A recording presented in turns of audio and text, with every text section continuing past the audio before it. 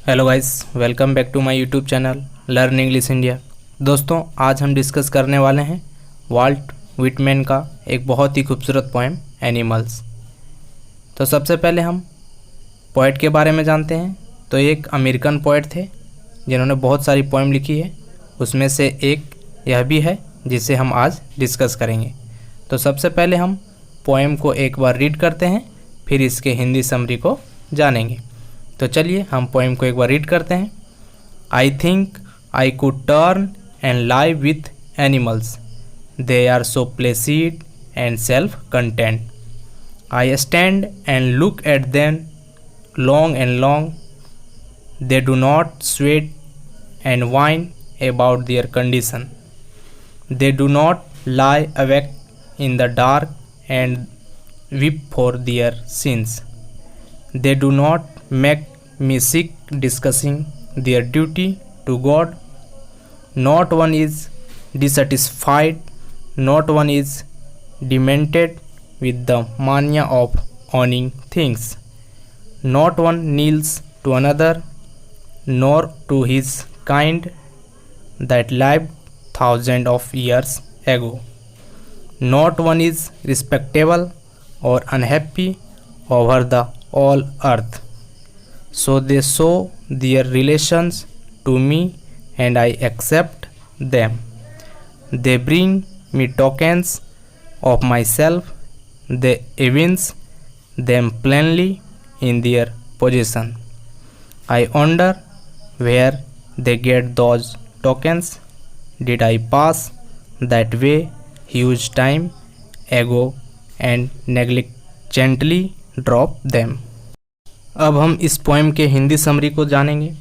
तो कवि इन लाइनों में यह दिखाया है कि कवि कहता है कि वह जानवरों की दुनिया में रहना चाहता है। यहाँ हम कह सकते हैं कि कवि जानवरों की दुनिया को इंसानों से बेहतर पाता है। वह आगे कहता है कि वह जानवरों को इंसानों से ज़्यादा शांत पाता है। वह ऐसा इसलिए कहते हैं क्योंकि जानवर इंसानों की तरह सांसारिक चीज़ों के बाद नहीं चल रहे हैं। वे शांत हैं और उन्हें सांसारिक चीज़ों या किसी भी प्रकार की उपलब्धियों का कोई भी लालच नहीं है। वे स्वयं निहित है। इसका मतलब है कि वे जीवन से खुश हैं और दूसरों के जीवन में कभी हस्तक्षेप नहीं करते हैं। मनुष्य को दूसरों के जीवन में हस्तक्षेप करने की आदत है। इसलिए कवि सोचता है कि जानवरों को शांत रहने और दूसरों के मामलों में हस्तक्षेप ना करने के लिए मनुष्य की तुलना में बेहतर है। कवि आगे कहता है कि यही कारण है कि वह अभी भी खड़ा है और बहुत लंबे समय तक जानवरों को देखता है। अब कवि आगे के लाइनों में कहता है कि मनुष्यों के विपरीत जानवर किसी दुख की शिकायत नहीं करते हैं। वे कभी नहीं रोते हैं जैसे इंसान करते हैं, यह दिखाने के लिए कि उन्होंने क्या खोया है। वे रात में कभी भी जागते नहीं हैं। अपने गलत कामों के लिए पश्चाताप में रोते हैं।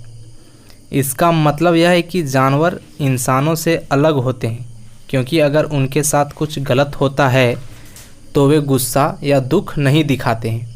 वह आगे कहते हैं कि जानवर बहुत सच्चा होते हैं, क्योंकि वे कभी भी भगवान के नाम पर किए गए अपने अच्छे कामों का घमंड नहीं करते हैं। वह ऐसा इसलिए कहता है क्योंकि अधिकांश मनुष्य ऐसा करते हैं। वे दूसरों को उनके अच्छे कर्म और धार्मिकता दिखाने की कोशिश करते हैं। वे अपने साथियों के बीच लोकप्रियता हासिल करने के लिए ऐसा करते हैं। तो कवि सोचता है कि जानवर कभी भी अपने साथी लोगों से कुछ प्रशंसा पाने के लिए इस तरह की चीज़ें करके उसे परेशान नहीं करते हैं। उसे लगता है कि जानवर इंसानों की तरह असंतुष्ट नहीं है। उनके पास जो कुछ भी है उससे खुश रहते हैं। वे कभी भी सांसारिक चीज़ों के पीछे नहीं भागते। वे कभी आराम या विलासिता की चीज़ों की अधिकारी नहीं होते। वह कहता है कि उनमें से कोई भी सांसारिक चीज़ों के मालिक होने के पीछे पागल नहीं है। अब आगे के लाइनों में कवि कहता है कि उसने कभी किसी जानवर को व्यक्ति के सामने झुककर अपनी भक्ति नहीं दिखाई है। वे अपने पूर्वजों के लिए भी ऐसा कभी नहीं करते हैं। वे भगवान के प्रति भक्ति नहीं दिखाते जैसे मनुष्य करते हैं। उनमें से कोई भी अधिक सम्मानजनक या महत्वपूर्ण नहीं है जैसा कि मानव समाज में है। मनुष्यों में अमीर लोगों को आमतौर पर अधिक महत्व दिया जाता है और गरीबों की तुलना में अधिक सम्मान के साथ व्यवहार किया जाता है, लेकिन जानवरों के समाज में वे ऐसा कभी नहीं करते हैं। वे कभी भी किसी अन्य जानवर को अधिक या कम महत्व नहीं देते हैं। जानवर की दुनिया में हर कोई खुश है। वे इंसानों की तरह नहीं है जो खुद को पृथ्वी पर सबसे खुश या दुखी व्यक्ति पाते हैं। आगे कवि कहता है कि जानवर अन्य जानवरों के साथ अपने संबंधों को दिखाने में अधिक ईमानदार है। यहाँ वह कहना चाहता है कि जानवर दूसरे जानवरों को अपने भोजन के रूप में इस्तेमाल करते हैं और वे कभी इसे छिपाने की कोशिश नहीं करते हैं, जबकि इंसान दिखाते हैं कि उनके दूसरों के साथ अच्छे और दोस्ताना रिश्ते हैं। हालांकि वास्तविकता इसके विपरीत है।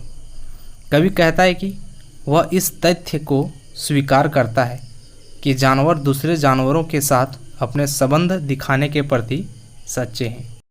अब अंत के लाइनों में कवि यह दिखाया है कि कवि खुद को आत्मनिरीक्षण करता है और कहता है कि जहाँ से जानवरों को वे अच्छे गुण मिले हैं, वह आगे खुद से सवाल करता है कि उसके अपने अच्छे गुण कहाँ चले गए।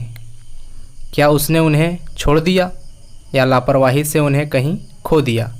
अतीत में मनुष्यों में जो गुण पाए जाते थे, जैसे मासूमियत, दया, सच्चाई, अब जानवरों में देखी जाती है। वह आश्चर्य करता है कि मनुष्य ने इन गुणों को छोड़ दिया या उन्हें जानवरों को सौंप दिया गया। दोस्तों, इस पोएम को बहुत ही अच्छे से हमने डिस्कस किया। अगर वीडियो अच्छा लगे तो वीडियो को लाइक करें, शेयर करें, कमेंट करें और हाँ, अगर हमारे चैनल में नए हैं तो चैनल को सब्सक्राइब करें, साथ में बेल आइकन दबाना ना भूलें ताकि हमारे नए वीडियो का नोटिफिकेशन सबसे पहले आप तक पहुँचे। थैंक यू दोस्तों।